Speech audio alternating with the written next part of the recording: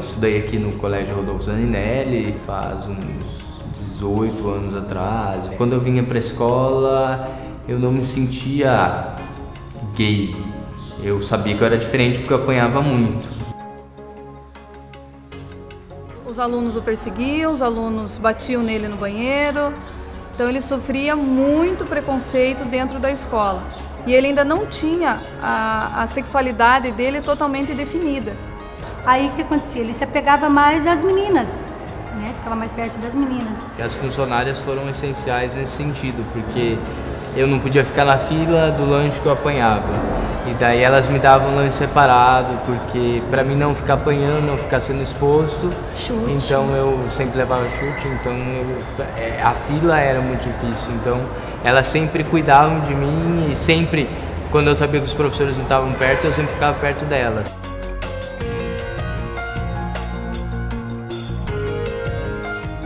Daí aos 16 anos eu tive minha primeira relação sexual. Eu acabei contando para minha mãe que eu gostava de homem.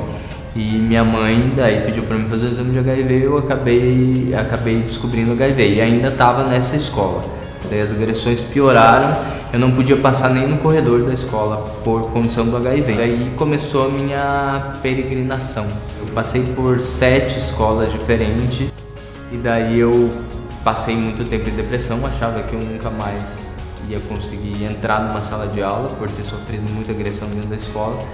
Foi quando eu descobri a Pastoral da AIDS e a rede de pessoas vivendo com AIDS, onde eu comecei a participar, comecei a ver que era possível viver. E dentro da Pastoral da AIDS eu conheci o Frei Pedro, onde daí ele falou, tá na hora de fazer uma faculdade, fazer filosofia para poder contribuir com a política, eu queria ser político.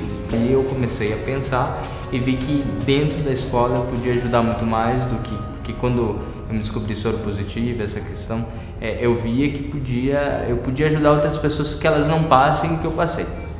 Então foi onde eu percebi que na escola eu poderia fazer muito mais. E a filosofia sempre me deu muito suporte na sala de aula. E daí justamente quando eu fui na distribuição de aula, tinha aula para a escola onde eu estudei.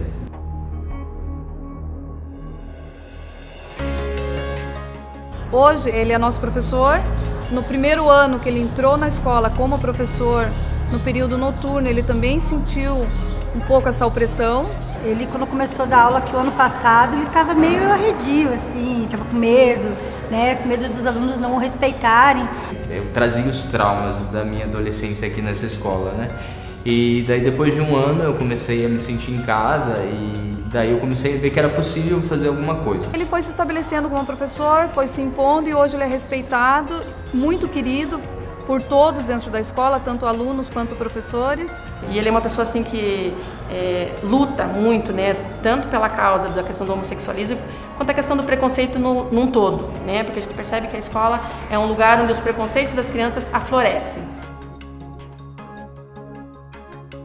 Então a gente tenta reduzir vários danos e a gente vai tentando trabalhar. Não é um trabalho muito fácil, não é um trabalho chegar, porque a gente está envolvendo toda uma comunidade.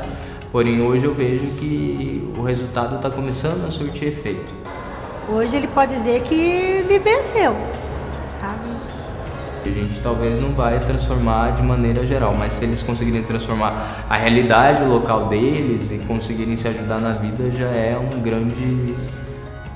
grande avanço e uma grande conquista. Assim, eu vejo pela afetividade hoje que eles têm comigo, então assim, como é importante esse trabalho de ser educador e assim, quantas vidas eu estou influenciando e quantos pensamentos a gente está ajudando, então é um processo de construção, né? E a escola, eu acredito que a educação ela vai muito por aí. A educação ela vai sim transformar pessoas e que a gente possa fazer isso. Eu vejo que a educação ela me ajudou, me deu outra oportunidade, me abriu outro horizonte e fazendo super o que eu gosto, assim, que é ajudar pessoas. Eu acho que eu aprendi e luto para que outras pessoas não passem pelo que eu passei.